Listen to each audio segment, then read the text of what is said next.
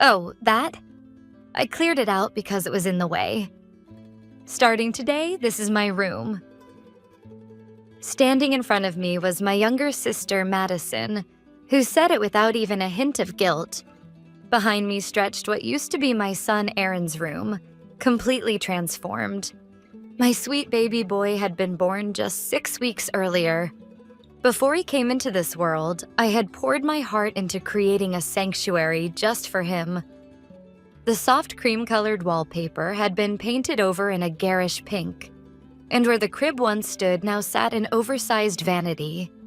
The space that my husband Joey and I had built with love for our son had been utterly destroyed and remade into my sister's territory. It all began with a single phone call, the one that confirmed my upcoming business trip to Los Angeles. I, Tracy, work as an architectural designer in San Francisco. Together with Joey and our newborn Aaron, we had just taken our first step toward a new future. Life since Aaron's birth had been filled with sleepless nights, but also with the weight and warmth of his tiny body in my arms. He was my treasure, something I would give my life to protect. Then, out of the blue, my company contacted me. The final competition for a major urban development project, one I had spent years pouring my soul into, was set to take place in Los Angeles in 2 weeks. And I was the project lead.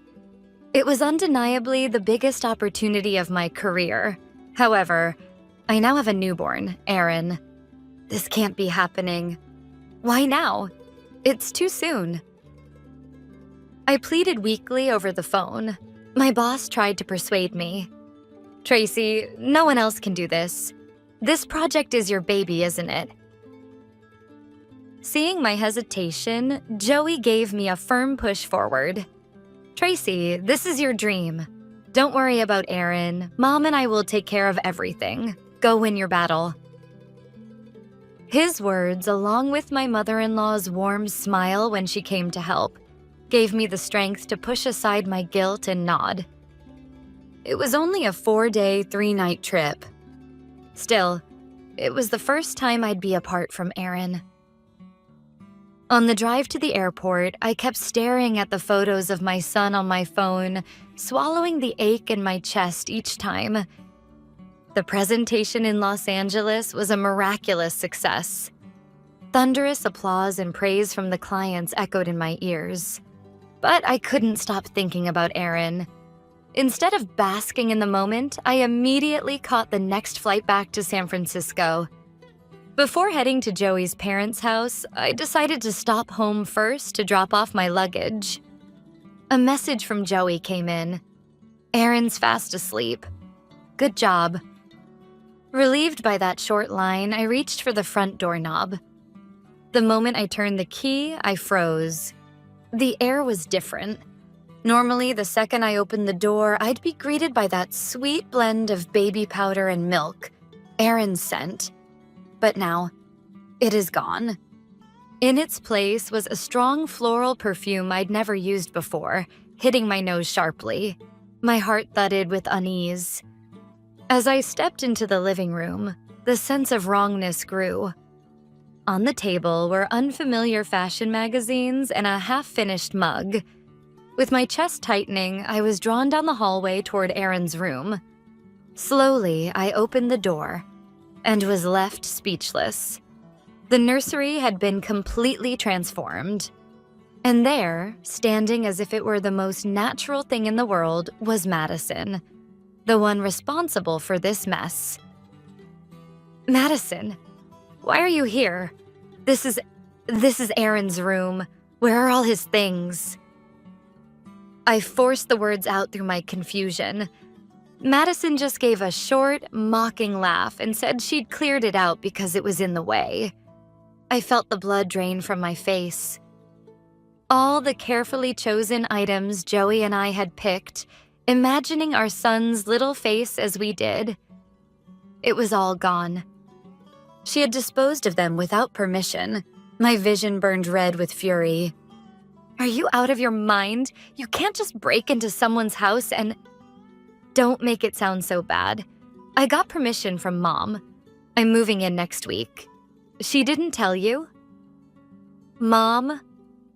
It was true. I had told my mother, Sandra, about the business trip. She had casually offered to hold on to a spare key just in case of an emergency. I had always known that my mother favored Madison and belittled me, but in the chaos and guilt that followed childbirth, I brushed aside that nagging discomfort and handed her the key. With trembling hands, I pulled out my phone and called my mother. After a few rings, her voice came through, sounding as calm and ordinary as ever. "Hello, Tracy. Congrats on the competition. How did it go?"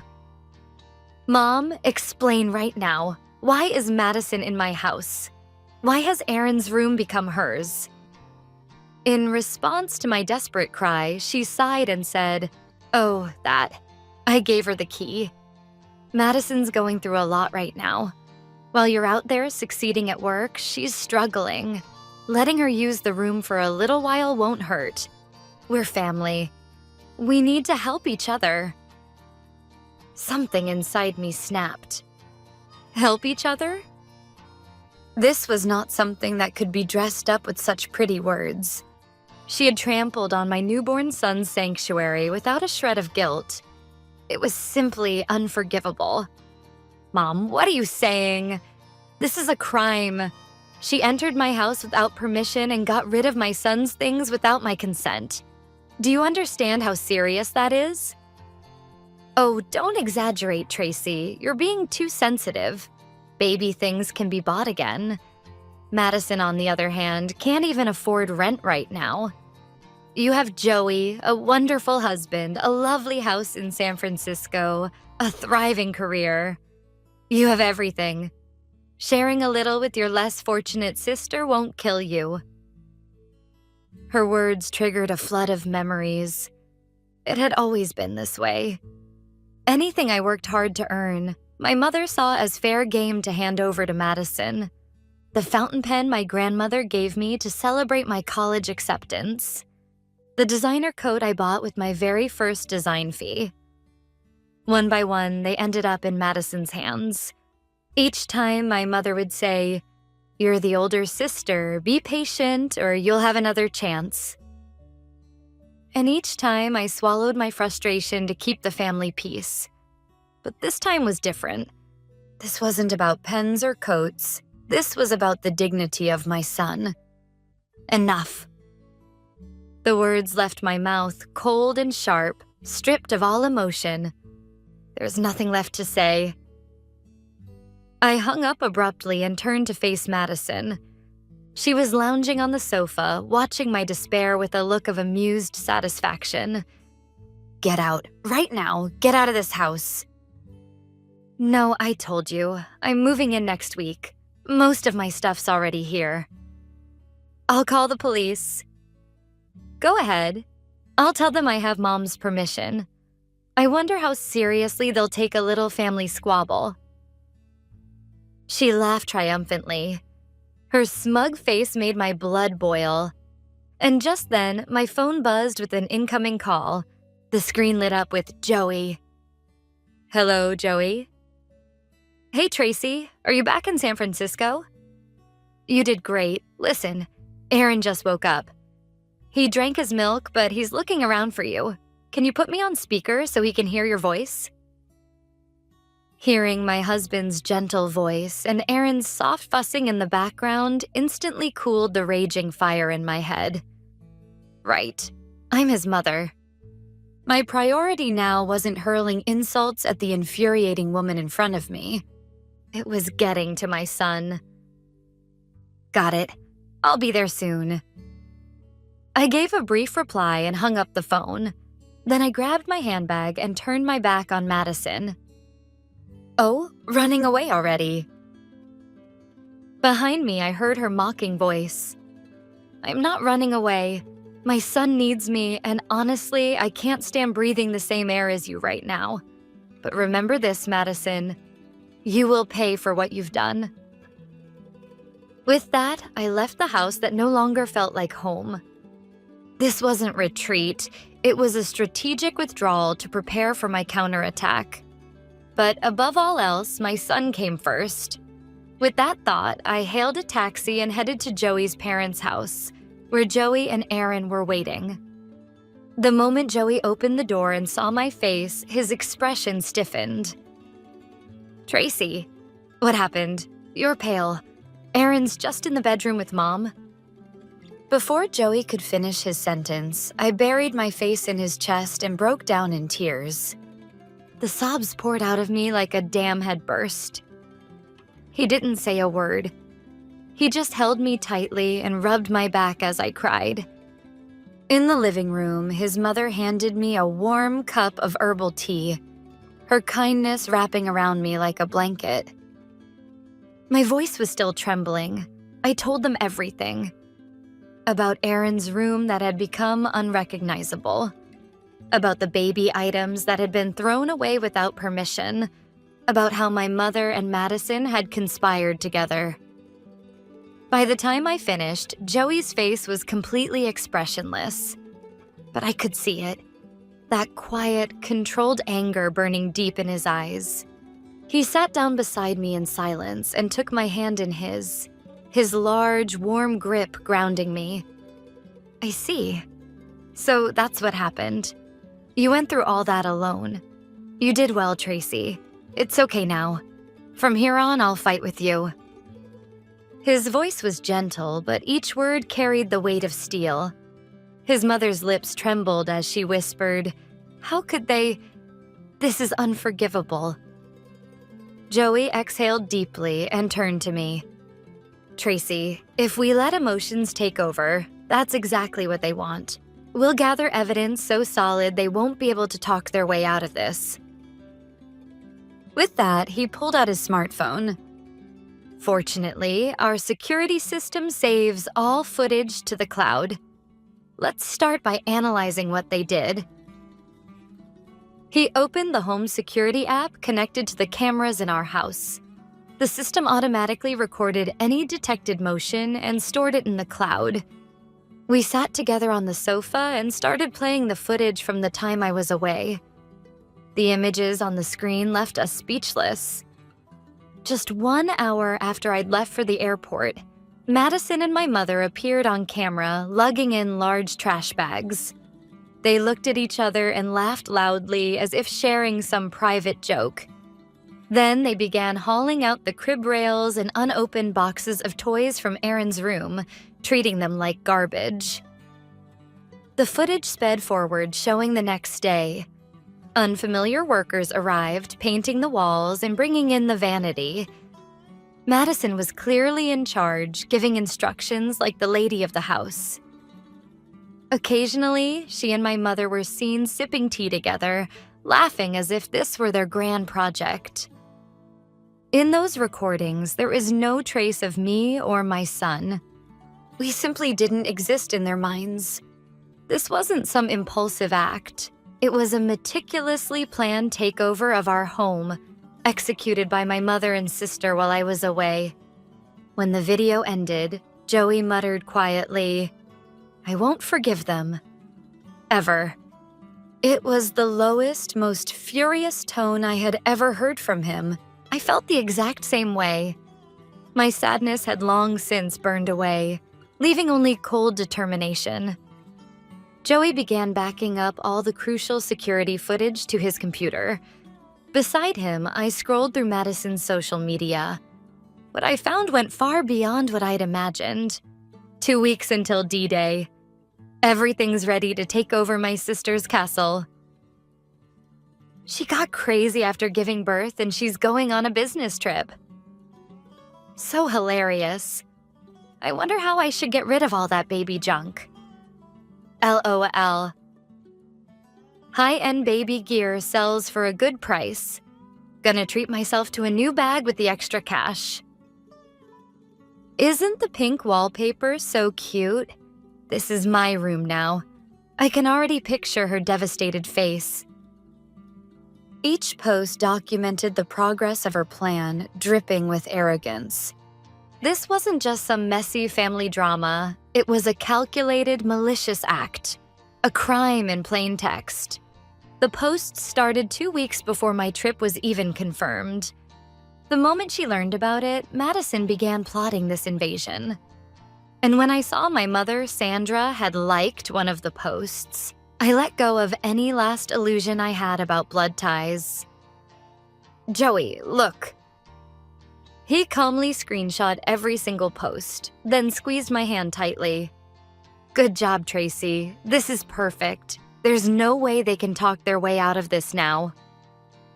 We had the evidence, security footage, undeniable evidence from social media, unshakable proof that this was a premeditated act of unlawful entry, vandalism, and theft. "Tracy, tomorrow morning we're going back to the house. We're going to throw Madison out," Joey said, gripping my hand firmly. "But not just throw her out," he continued, a new plan already forming in his eyes. I held my breath as Joey laid out the flawless plan. "All right, Joey, I'll do exactly as you say." "Good. This isn't about revenge. This is about protecting our family and Aaron's future."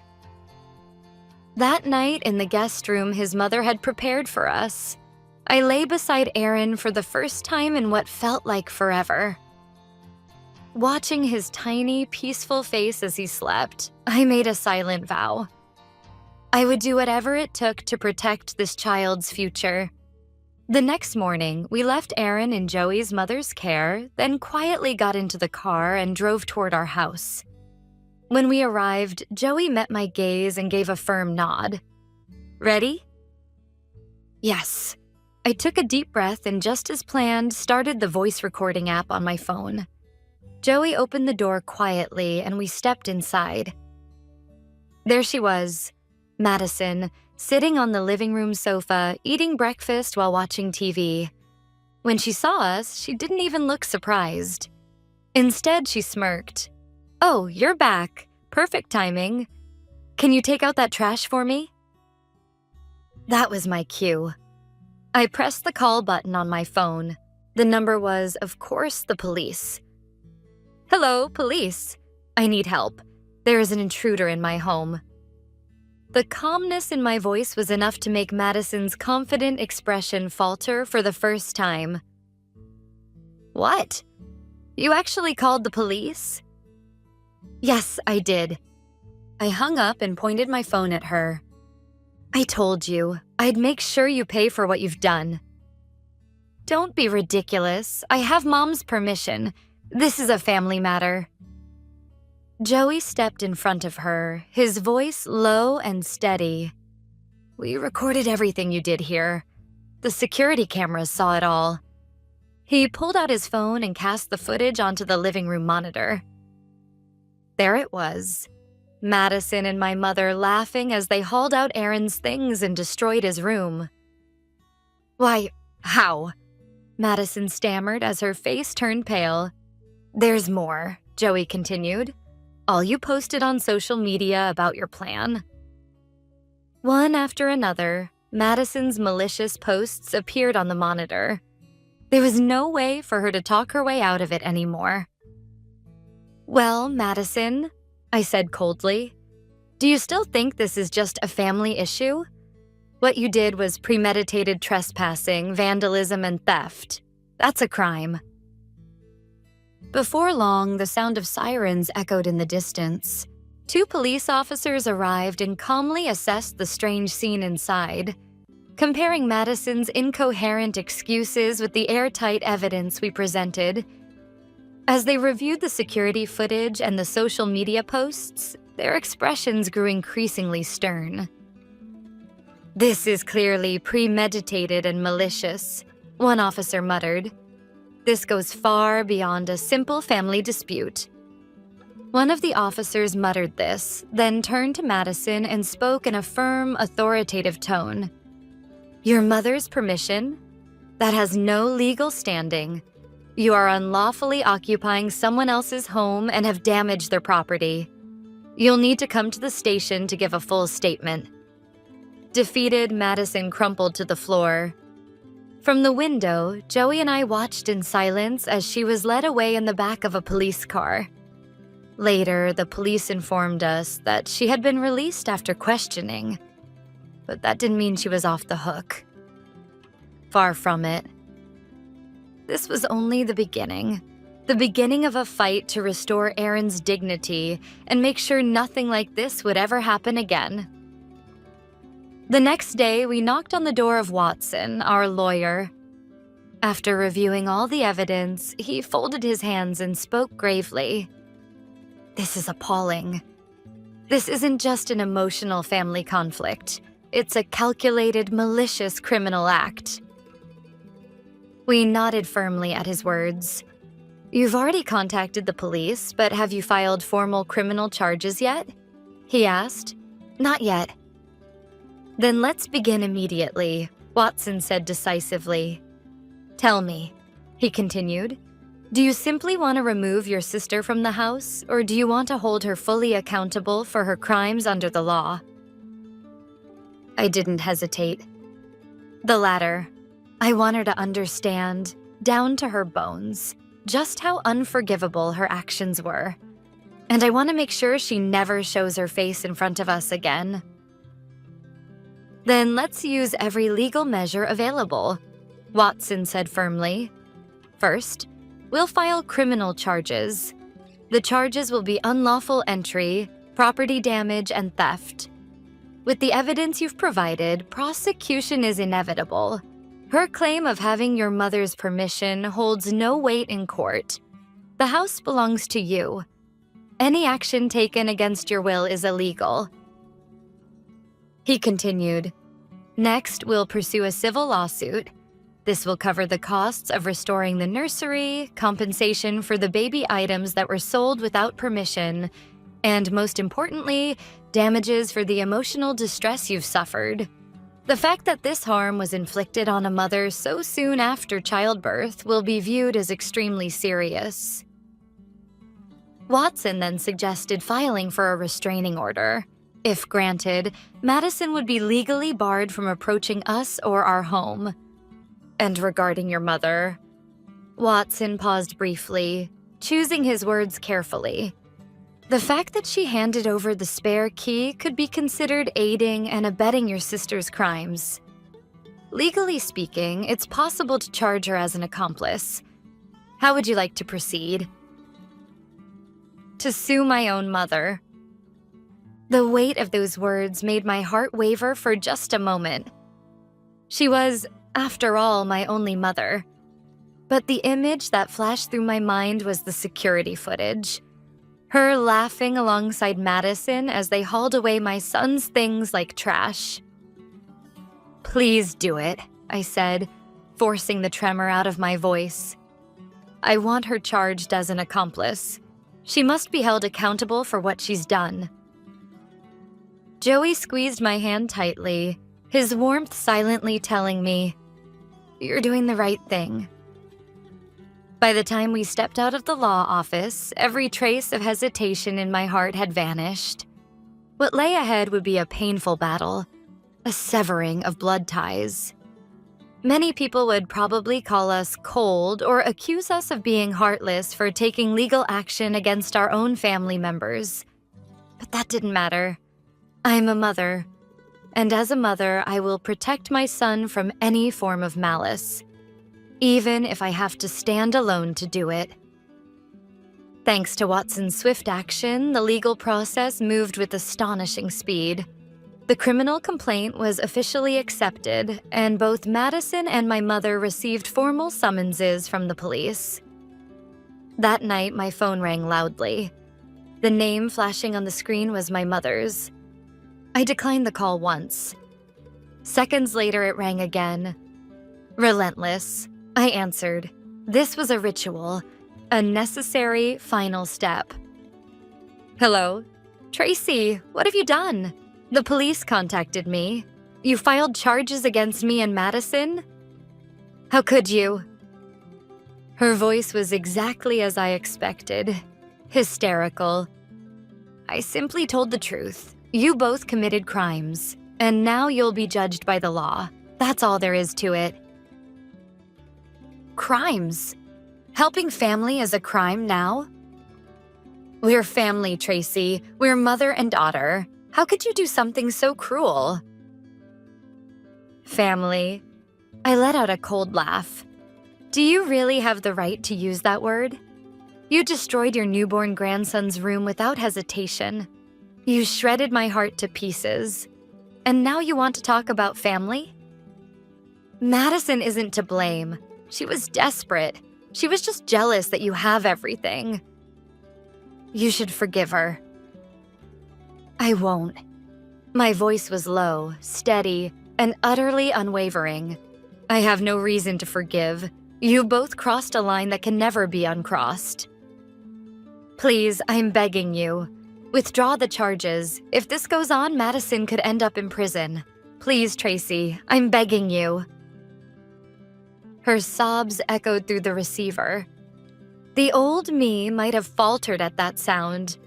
I might have swallowed everything to keep the peace. But I wasn't that woman anymore.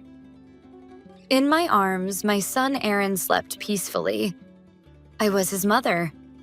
I said clearly, gathering the last of my strength, "Don't worry, Mom. Madison will go to prison. That's the natural consequence of the crimes she committed." Then I added, "And listen carefully. Anyone who destroys my newborn son's sanctuary is no longer family. Not Madison, not you. Don't ever appear in front of me again. Goodbye." I ended the call and turned off my phone. Joey pulled me into a firm embrace without saying a word. No tears came. It was over. For real this time. A few weeks later, we received official notification from the court. Madison was formally charged with unlawful entry, property damage, and theft. My mother was also indicted as an accomplice, though she remained out on bail pending trial. The restraining order was approved as well, legally barring both of them from coming near us. The criminal trial concluded with Madison receiving a prison sentence. She was convicted on all counts and sent to serve her time. My mother was found guilty as an accomplice and received a suspended sentence. I have no idea what expressions they wore in court. We never faced each other. Not once. All legal procedures were completed without any direct contact. Years have passed since then.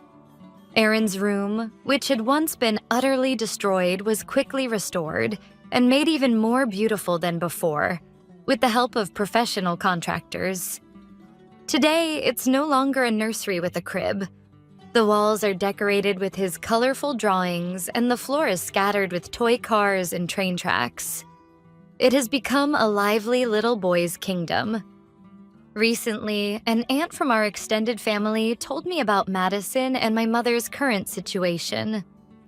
After serving her sentence, Madison was met with a thorny road, as expected. The permanent stain of a criminal record weighed heavily on her life. She couldn't find stable work, surviving on part-time jobs while living in a cramped apartment. My mother, too, lost all credibility in the community as an accomplice. Relatives and friends distanced themselves, leaving her to live in isolation.